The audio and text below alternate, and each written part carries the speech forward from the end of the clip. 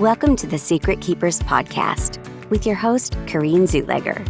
Join us as we uncover the hidden thoughts, stories, and moments that help bring light to the healing power of truth and examine how silence can affect us mentally, physically, and spiritually. We'll also share profound stories, interviews, and transformative narratives to help release ourselves from the hidden and step into healing towards inner peace, joy, and fulfillment. Now, here's your healing strategist and host, Corrine. Podcast. And today, my guest is Joseph McClendon, and I am going to have Joseph tell you a little bit about himself.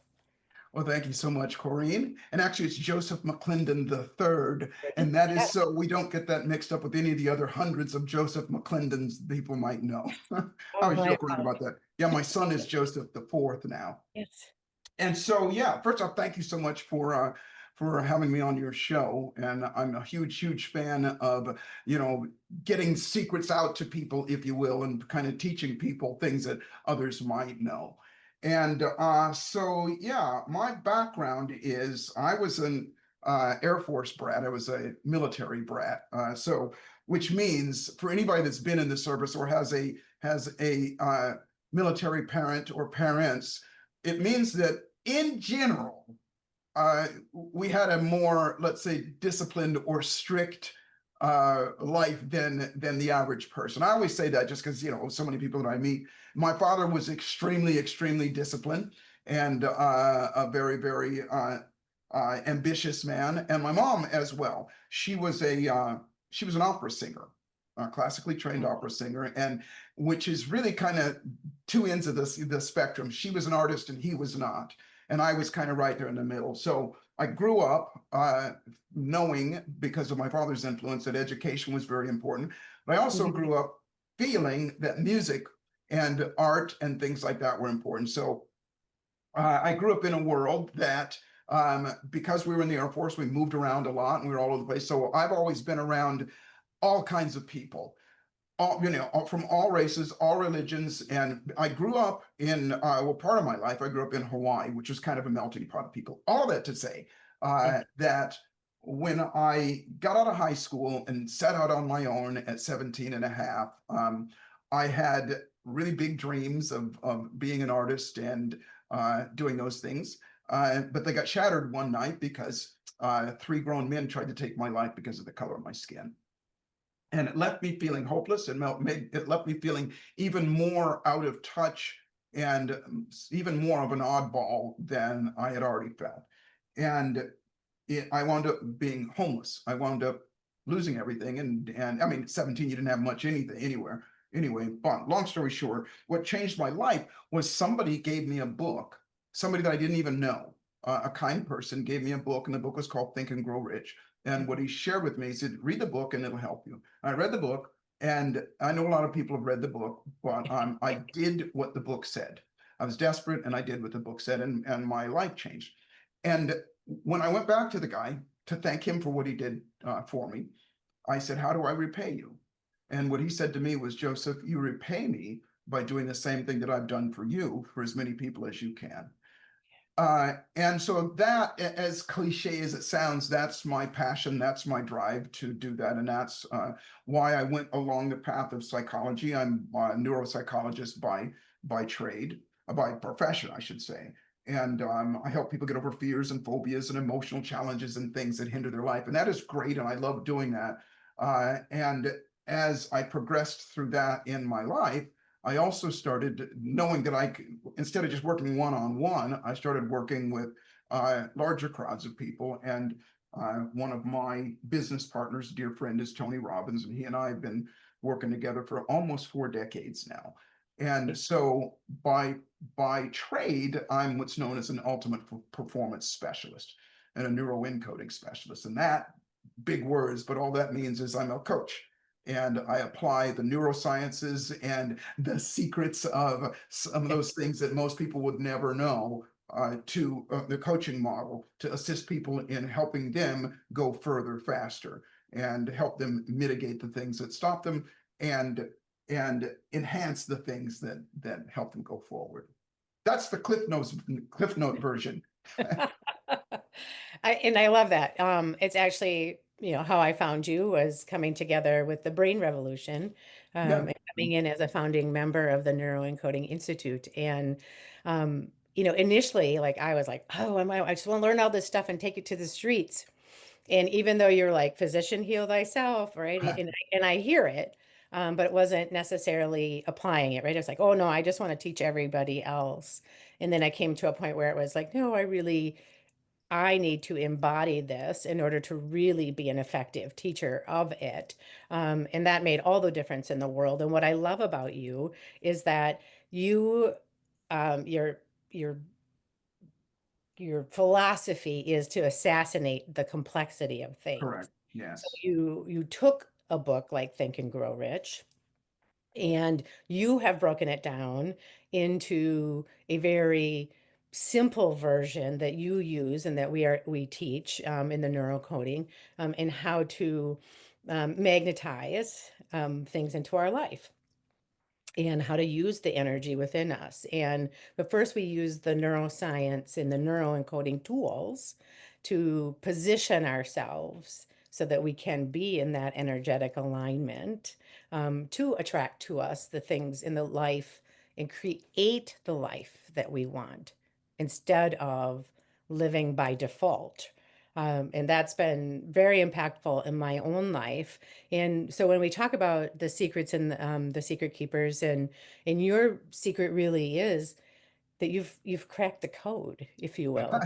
You've been able to take this and make it so that pretty much anybody could learn it, even children, to be able to use their imagination and understand how we can apply it to our lives. And it's been extremely beneficial in my own life and to my clients' lives, and being able to take it out into the public. So with all of that, like when you're looking at your life, from 17 and a half on, right? We talked a little bit before that, before 17 and a half, before the incident, um, you lived your life, right? You had these parents who were high achieving, they were very disciplined. And for me, discipline in my house was the spanking, like you're going to get in trouble. Oh yeah. Yeah. Oh I yeah. Goodness. Yeah. had that aversion to the My word. parents made a hobby out of beating us. These weren't spankings, they were beating. Yeah. And it was like, okay, right. So you hear the word, and it can be, right, to some people's kind of a negative word.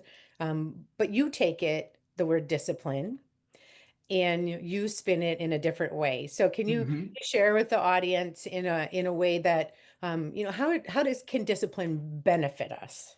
Well, first off, yeah, and I like that you said that, Corinne, and that is to remove the negative stigma that's attached to it. Because as soon as people hear discipline, one of the things that they go is, well, I'm not disciplined. I haven't done this. I haven't done this. And discipline means I have to do really hard work. And I don't want to do that. It's easier to scroll on my phone or eat cake.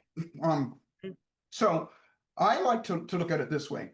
First of all, my definition, and as you said, and thank you so much for having said that, that simplicity is the key to success in most cases.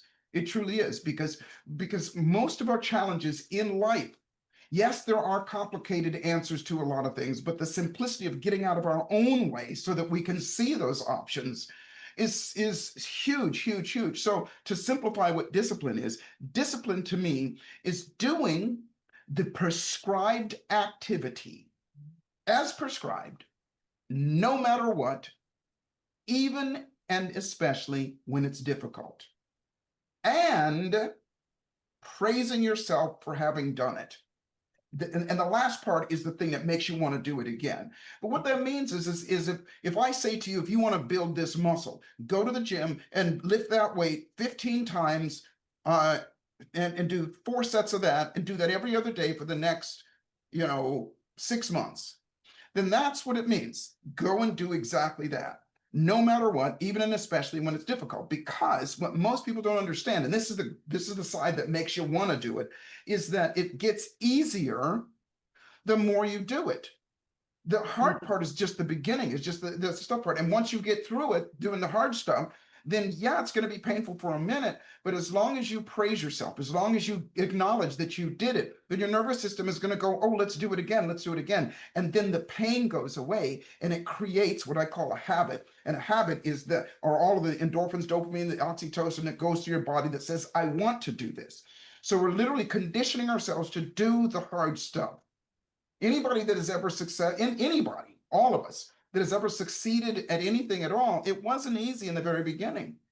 It wasn't easy to, we may have lucked onto something and that happened. Well, that was simple, but to continue to do it so that we got good at it, that wasn't easy. And we did it over and over again. We got excited about it. And I always say people do this stuff knowingly or unknowingly, Corinne, and they do it. It's just, we say repetition is the mother of all skill. Well, along with repetition, what makes us want to do it again is we're going to get that joy of having done it. And so I know that sounded unbelievably complicated, so let me make it even more simple. It's called, my dad taught me this. It is called integrity. And integrity means just do what you say you're going to do. That's it. That's discipline. And then praise yourself for having done it. Yeah, I think as humans, we do tend to overcomplicate things. Yeah. And then we get in our head, right? We get in our head and we're like, I used to have this mentality, and actually I was laughing about it with a client the other day. I'm like, I used to believe that if I couldn't go to the gym for an hour and work out till I was dripping wet, that it just didn't pay. And so then I didn't do anything. Well, now that I say it, it sounds so completely ridiculous because, like, if I've got 5 minutes, I'm going to get outside and Right. move my body, and 5 minutes is better than no minutes. Mm-hmm. And, so when you can shift that and step into a whole new view of discipline, and the other word that you gave a whole new meaning to me for me is optimism. Mm-hmm. And because people can be like, oh, that's so pie in the sky, like Yeah. some sort of dreamy world, and yeah, right. But when you talk about optimism, so I would love for you to share with the audience, what optimism is to you. Yeah. Optimism, well, I'll tell you what it isn't first, in my opinion. Optimism is not just every cloud has a silver lining and every glass is half full and you're only looking on the bright side. Optimism, in its truest sense, is options that you see other options. Pessimism is you only see one, and it's the one that you feel fearful about, or you're angry about, or frustrated about, or you don't like. Optimism means that, well, wait a minute, I could do this, I could do this. This means that, that could mean this could mean that. And the more you seek, the more ye shall find. So to be in that place of curiosity, to be in that place of possibility or positive expectancy, unfolds more options. I would say to people, and this is so right on path with your audience and what you talk about here, and that is that we all know people that the ball always seems to bounce in their favor. They seem to be luckier than the average person. you know, things happen differently than for us or for the average person. And I always say to people, is it possible that those people knowingly or unknowingly, consciously or unconsciously, are doing something that makes it that way? If it's possible, and then doesn't it make sense to go along that path to seek that out? That's an option to look at. Versus, because then you get to go, okay, well, what are they doing? What is this? What is that? What is that? And you start to feel like I'm human just like them. Yeah. And if they do it, then maybe I could do at least some of it. And Mhm. that way your brain is optimistic. You're looking at other options versus going, that's a bunch of crap. It doesn't work. And it's pie in the sky, unicorns, crystals, and rainbows. I don't like that stuff. It shuts off. It shuts the gate. And energetically, as you know, it blocks that energy. It flips over the magnet and pushes what you want away.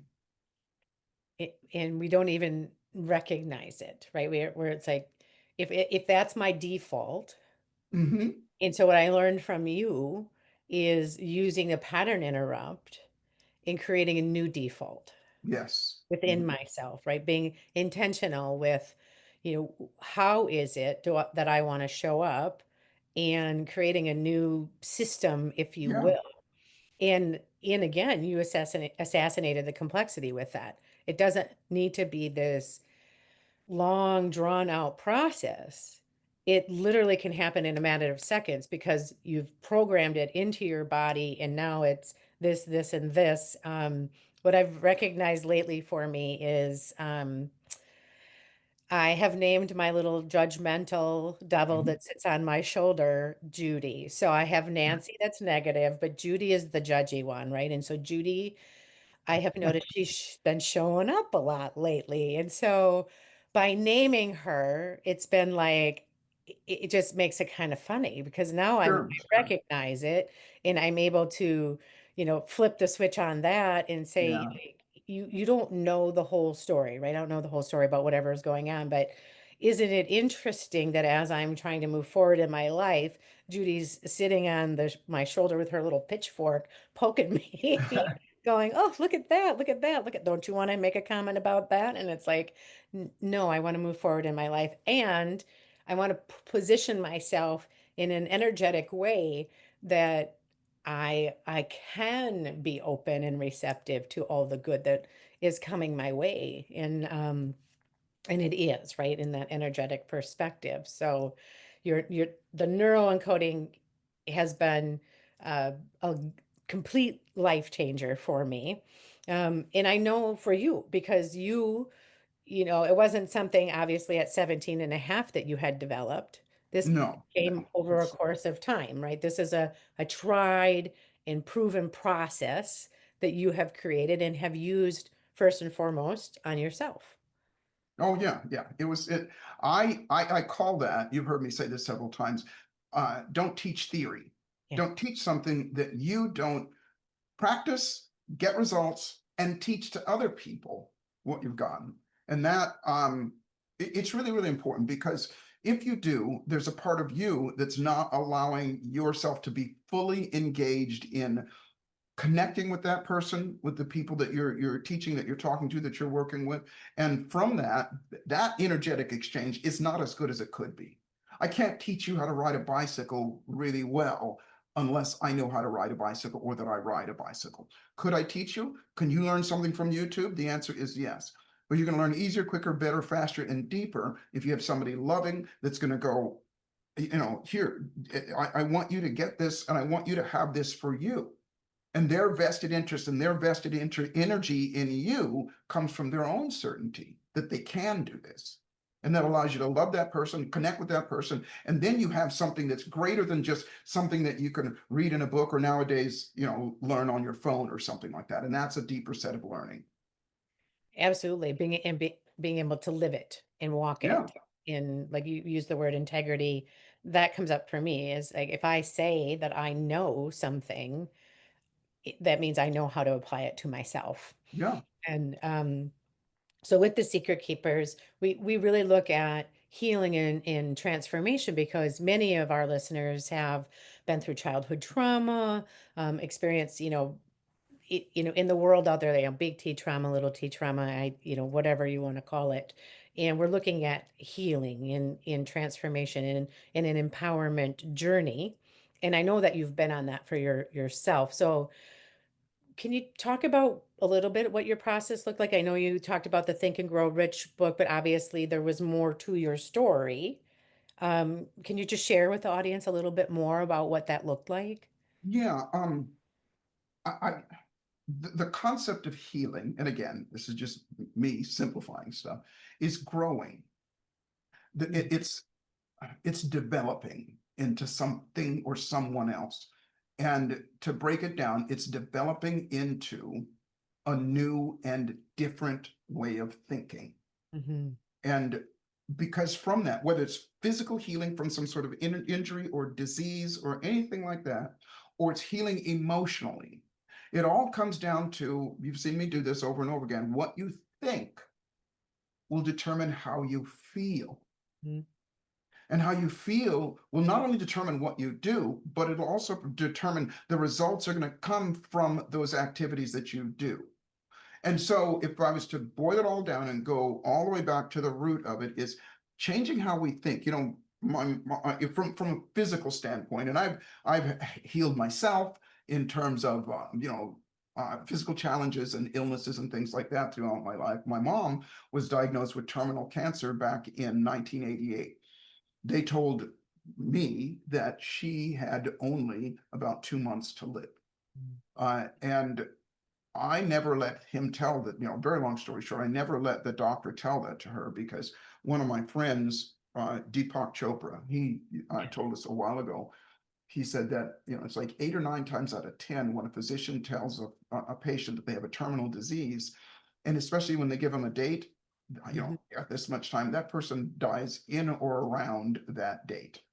And so the power of those words and that suggestion, and this is not to throw any physicians under the bus or anything, because physicians have saved my life, and they're some of the most caring, loving, and intentional people on the planet. This is just to add a different aspect to them. So I never let him tell her that. And my mom lived another 11 and a half years cancer-free. And so I say that because what I was able to do was to first off not allow her to hear those words so that it would cause her to start thinking a certain way, but getting in there and influencing her. Now we know it's encoding to her to think of herself and the dis-ease and all that's going on in her life differently, so that she would feel differently. And my personal belief is that the body knows what to do to heal itself. Absolutely. You have to give it the avenues. You've got to give it the everything that it needs so that it can facilitate that healing. And that's even and especially emotional healing. You mentioned this before, Corrine. You said pattern interrupts, and that is because all of us have a certain set of beliefs, which are patterns of thought. We have certainty about something. A belief is nothing more than a feeling of certainty about something. And so that feeling is it's rooted in a thought, conscious and unconscious thought. So instead of waiting for that to come up, you were saying this about, I forget, did you say Debbie on your shoulder? The Judy. Judy on your shoulder. I say, entice Judy to come out of her house or to come up on your shoulder, get her out there so you can interrupt her pattern and get her to think differently. Yeah. That's a metaphor, but instead of waiting for that to happen, go after it.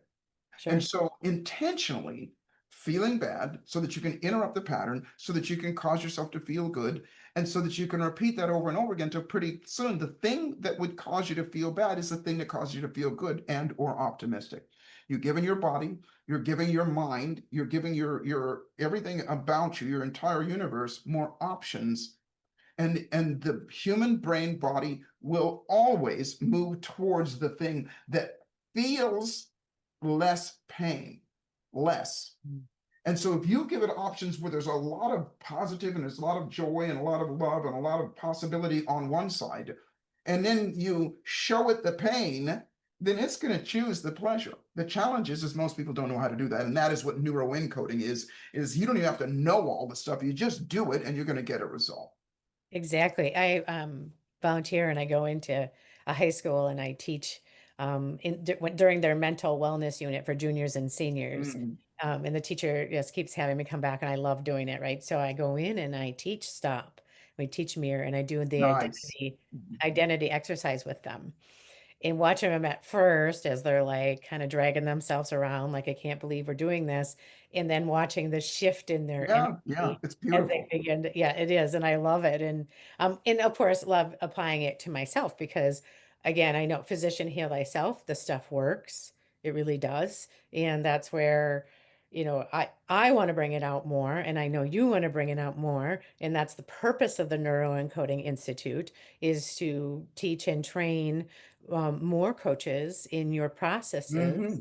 So we invite anybody that is interested in what we're talking about to come join us, come join us at the Neuroencoding Institute and see what it's about. And if it's not something you want to teach yourself, but it's something you want to learn to Just for do. yourself. Yeah, we call this full service. And what First, that means is all of us, people ask me all the time, Corrine, they go, I can't find my purpose. I don't know what my purpose is. Well, I got it. I understand that. And I know how a lot of people feel about that. And what we found is this, that nobody has just one purpose. We have many purposes.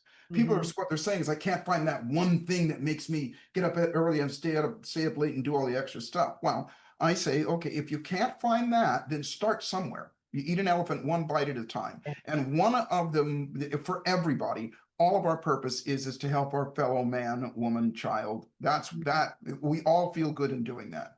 And so at the very least, as you say, start with one's self. And then secondly, look at ways that you can help other people as well. And that sounds so cliche and so, I always say unicorns, crystals, and rainbows. It's just the truth. It's that simple. When you said this earlier, see, when we're worried and we're frustrated and we're angry and we're all those negative things, we're in our head. And what that means is we're always in our head, by the way. What that means is what is in our head makes us feel bad Mhm. versus being optimistic and looking for other things in your head to think about that make you feel good. And if you teach yourself to default to go, wait a minute, I can teach this to somebody else. I can learn something on my own. I can do this. I've already done so many great things in my life. And we look at that area, it makes us feel good. Endorphins, dopamine, oxytocin flows through our system and our brain goes, hey, that feels good. Let's get some more of it. And then we find ourselves moving, like I said, towards the pleasure and away from the pain automatically. Yeah. And when I hear you talking, I think about, there's so much out there, like, breaking the cycle, breaking the chains, and they're all figures of speech to say, right, breaking the thought process. Mm-hmm.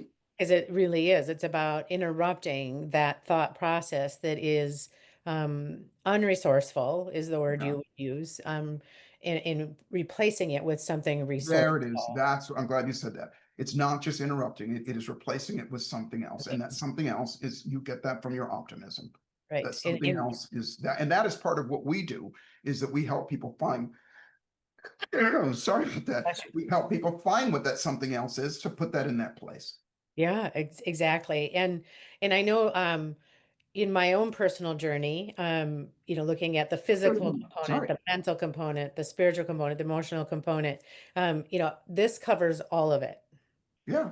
It's a healing process, if you will, right? Because it's a relearning, a retraining of the thought processes. You can come from a prosperity consciousness, if you will, a prosperity mindset, and you can change those thought processes to be prosperity consciousness, right? You can Mm-hmm. have prosperity thoughts. And because often I hear, even, from some of my family members, well, you just don't get it. Yeah, sure. You don't understand. This is hard. The money isn't there, the this, or that. And I hear those things and I understand that because I know what it's like. I grew Mm-hmm. up poor, right? And so I get that. And I also know that we have the ability to change that thought process so that I can now align myself with something new and something bigger, because that's going to put me in a whole nother energetic field, if you will, to bring in more abundance and more joy and more love and more peace. And I heard this quote this morning. When I am in peace, right? When I have that feeling of peace, I can be more open to the truth Yeah. with a capital T. Mm-hmm.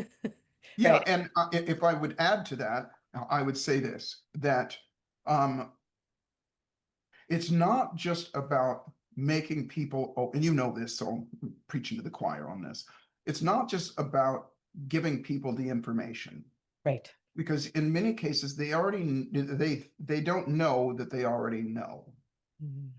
Part of uh, this process, neuroencoding process, is how to enter that person's world, how to communicate to that person so that they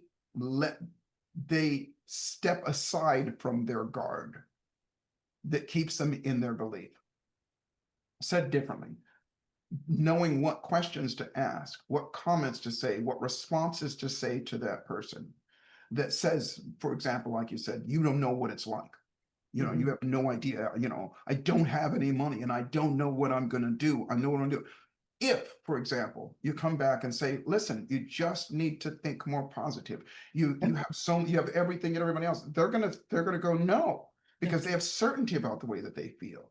So Mhm. instead, one way of approaching them, we call it aligning and redirecting. Mhm. Align with them, understand them, connect with them, and go, listen, I got you. That must be difficult. Yeah. And this is just one example of it. I know how you feel. And a lot of people feel that way. And is it possible that there is a way to break that cycle?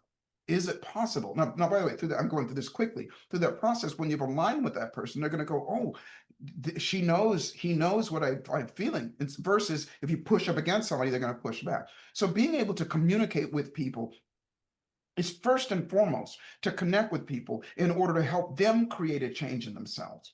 Because if I tell you something, not you personally, but if I tell somebody that's in trouble or scared or something, they might believe me. And even if it makes sense, they might go, yeah, that makes sense. But if they tell them, they will believe them. So to be Yeah. able to language it in a way that gets them to come up with the answer versus you, that gets them to agree versus you, then they have an identity vested in it as well, meaning who they are. Yeah, because I figured this out and they feel better about it. And so again, I'd really like to that is where the whole neuroencoding is an amalgamation of all of the disciplines that I have experienced in my life and that I've gone through. I have a formal education in neuropsychology. I have, certifications in hypnotherapy and Gestalt therapy and NLP and everything in between. And I always tell people I don't use all that stuff in my coaching and when I help people. I use pieces of different ones. So I've cherry picked those ones, how to speak to somebody, how to speak to oneself, how to interrupt those patterns, how to instill and install a new belief in somebody, how to instill and install a new identity. And I say somebody, yourself and other people as well, so that we develop into the person we want to be. That's true personal development. Personal development is the rehearsal of all of the beliefs, the feelings, the activities of the person that you wish to become. And so to have the insight to be able to look at who you want to be and then go, oh, and knowing the steps to take to change those things in you, then you're developing into that person.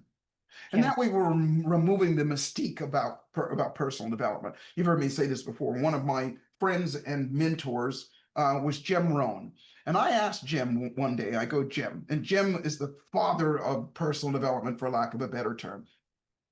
And I asked him, I said, Jim, what is personal development? And Jim Rohn, as brilliant as he is, made something up. He said, it is, I forget what he said, but he made it up. And that's why I go, okay, well, let's simplify it so everybody can understand. So what I just explained, everybody can understand that. Well, yeah, I'm developing into the person that I want to be. And neuroencoding is the process of being able to instill those beliefs, feelings, and emotions and activities.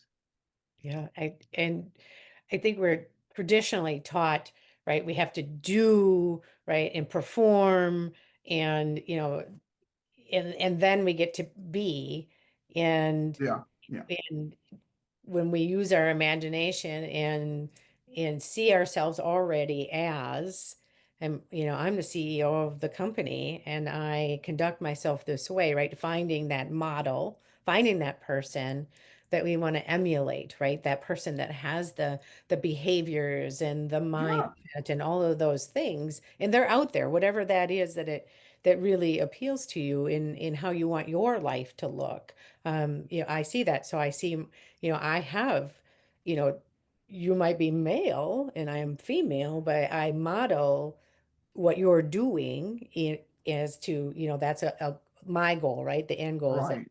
to be that way. So anyways, with all of this and with healing, and we, on the Secret Keepers, we bring secrets to light because what's brought to light can be healed. If I keep it inside of me and nobody really knows and I don't talk about it, then it's difficult to actually have healing done. We can't change the way we're thinking if I'm the only one that knows what I'm thinking. Right. Awareness is always the first step. The first step. So I encourage people, because it's like, when you bring it to light and when people hear other people's stories, that's why we share stories. That's why storytelling is so important. We see maybe a glimpse of ourselves in that, and then see the possibilities, like what is possible for my own life. That person gets it. Um, that's why it was so important for me to have you here today, because um, you emulate, what is possible when we change our thoughts. Mhm. It could be easy, right, to just sit in silence and to not grow. But you have taken and brought together all of the things that you've learned and created methodologies that we're able to teach other people. So with everything, Joseph, everything that you've done and all the wisdom that you've gleaned over the last like 40 years, 50, it's been a while. Right. Okay. But all of these years, right, you've gleaned some wisdom, and I love to leave people with, like your big golden nugget of Ah, truth. So this is like the big kahuna. This is the one where you're like, this is it. And if you know just this one thing that I have learned over the course of my life, this is the takeaway from it. What would that be? that is the hardest question you could ever ask me. And I'll tell you why. Because there's not one thing. Yeah. There's not one thing. So if I was to sum it up so that I can give you an answer, I would say that life, um, well, outside of the saying, that I always say that life's exactly what you dare to make it, and fortune favors the bold. I'll say that at the end. I will say this, that life is a sequence of of thoughts, feelings, and behaviors that create an outcome that either you consciously create or you unconsciously create. And that sequence of things, you don't have to, like for example, I'll give you an example. One of the things that I learned in Think and Grow Rich was the whole concept of that we have the ability to influence the world around us, to bring into our lives the situations, circumstances, and even material things that we want.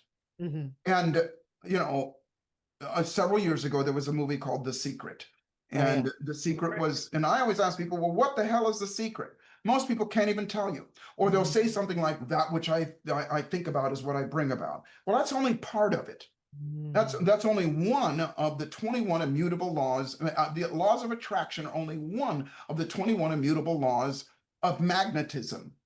Right. And you don't have to know all 21. You just have to, and they're all sequential. So wherever you jump into the sequence, as long as you're doing something. And I always say the number one sequence is changing how you think. Hmm. Because that sequence, how you think, has an effect on everything about you, your body, your world around you. And it creates an energetic, which carries with it, meaning a feeling, carries with it a magnetic field that Yes. expands and contracts with your thoughts. And that expansion and contraction affects everything around you. Everything. It's just like the way that the earth is one big magnet. We call that magnetic pull gravity. It doesn't Hmm. just attract steel, it attracts everything. Right. Well, you're made of the same stuff as the earth is. Neutrons, protons, and electrons. And how we sequentially manage those things will determine the magnetic pull that we have on the things that we desire. So, in short, if I was to say that the big takeaway is this: learn early or as soon as you can the process of adjusting your thoughts to fit your outcomes. Let me repeat myself. Learn Okay. early or as quickly as you can. The best time to plant a tree is 20 years ago. Right. Next best time is right now. Mhm. Learn to arrange and sequence your thoughts so that they fit your outcomes, which is going to involve you having to go, what are my outcomes? Who's that person? We say wealthy. Wealthy means to be healthy, happy, and financially abundant. What is that outcome for you? And then go back and say, how am I thinking that is going to facilitate those things to happen? And if you go, I don't know what I'm thinking, I don't know who is, find somebody that already is, or find a neuroencoding specialist, or come join us. Yeah. And I say that because then you learn the skills of changing your own thoughts so that you can also change other people as well. That energetic pulse that comes off from not the knowledge, but the experience, the significant emotional events that we create affects everything around us. Long answer to your question, but that's my nugget. But it's so beautiful, right? Because it falls into, just everything that we've had of conversation about, because the energy around us, we are energy, and we create the energy within Yeah, us, right? Right. If my thoughts are creating the feelings, right, then create the certain chemicals. And I know, we learn about, right, the difference between mental illness and mental wellness, and what that really looks like, right? What's a mental health concern? And we talk about, assassinating the toxic 10, right? We do that. And we have those 10 things that affect the most people. And those toxic 10 things are what can create and wreak havoc in our mental wellness. correct. Yeah, And I personally know, I am the living proof that the neuroencoding system works to annihilate those toxic 10. Um, but energetically then, and I've been able to see that as I've done that, and I've used these things on myself, is that, um, energetically I fall more into an alignment of what's happening, bringing good things into my life, and I see it more and more. And you being on this podcast is proof that that yeah. alignment is happening. So, and also I want to take the time to publicly thank you for, the shift that you helped create within my husband. That was so incredibly beautiful, and so perfect for us. And just taking that opportunity here to publicly thank you for that. And anyways, if somebody wants to find you, Joseph, how do they go about doing that? I would nowadays, the easiest ways are, I have a website that is myname.com, josephmcclendon.com, and or Instagram is I am and then my name.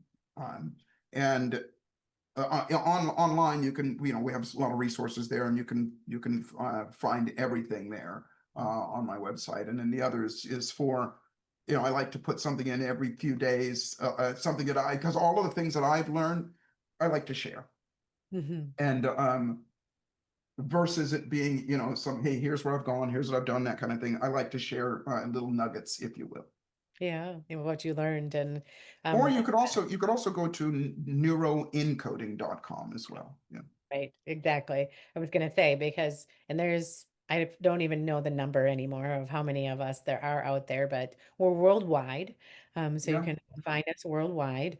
Um, and we love what we do, and we're very passionate. And, heaven forbid you get us into a conversation about it, because we're gonna we're gonna talk about how much we love it, and then you're gonna get your ear bent about it. But thank you so much for coming on here today, for sharing your wisdom with all of us, with the audience. And I do appreciate you. I appreciate the work that you have created, and how you have such a generous nature about you, and wanting to help shift the world and what it looks like. And I believe we're doing that, right? One human being at a time. And I Well, thank you for that. Corinne, it is my absolute pleasure, and thank you for what you do. Thank you for the lives that you've been changing and will continue to change, and assist me in doing what I promised that man years and years ago. And to anybody listening, this woman is amazing, and she's evidence, like she said before, not just that this stuff works. She's evidence of a human being that is doing what we said before, has the discipline to step up and do something. And that's why she loves it and she enjoys it. She enjoys her purpose, which is changing people's lives as well. So thank you. Thank you so much for being on the Secret Keepers. My pleasure, Kareem.